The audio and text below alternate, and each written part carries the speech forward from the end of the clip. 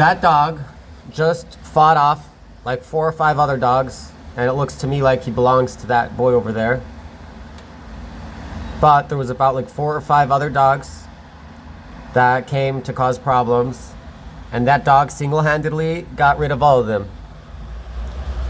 And that's why you need a good guard dog, a bully, to deal with other bullies, you know? Not that you should have a bad dog that actually is a bully, but when you encounter 4 or 5 other dogs that actually are bullies, your dog has to know how to pretend he's a bully and actually be a bully if needed, meaning at that point he's not a bully, he's defending you and himself from violence and from agitators and from actual bullies.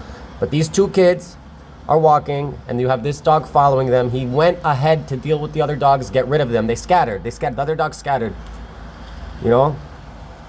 But he didn't bite them. He chased them away. And that's a good dog.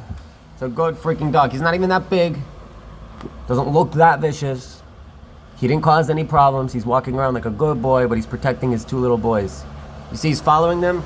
He's going where they go. He's going where they go, and he went ahead. He went ahead to deal with these dogs. There was about 4 or 5 other dogs. They started making problems. I was wondering what was going on. See, again, he's chasing away a car. I don't know what he's chasing, but he's chasing away something, you know? It's a good dog. Good dog. Good dog. Protecting your mark. Protect your mark. A mark means the people that you watch, you know? Those were the dogs, and there was more. There was 2. See, that black one's bigger than him. You don't care. If you're a good dog, you don't care if the other dog's bigger. You don't care. You defend your mark. You know?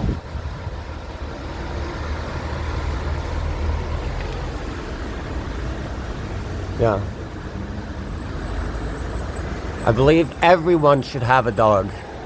There's no reason to ever feel like you don't have company, or that you don't have a protector, or you don't have, you know, you should always have at least one dog, at least one.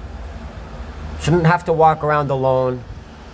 You know, your dog knows who you are, where you are. He can find you if he needs to, follow your scent. They're very intelligent beings. They're very lovely beings. They give you more unconditional love than anything else in the world.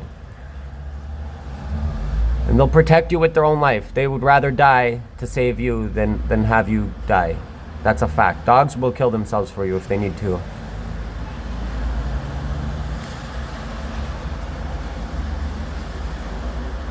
Dogs are very, very loving beings. They've got a good heart, right? Kelev?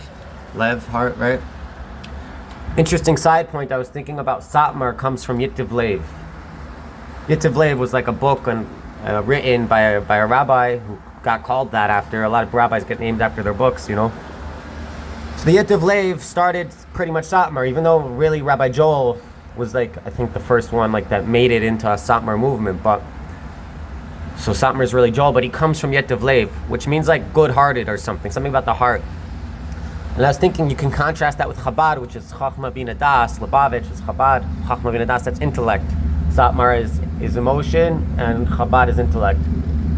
And listen, from what I understand, the Satmar Rebbe and the Lubavitcher Rebbe were very good friends and got along. They had a great relationship, and they visited each other.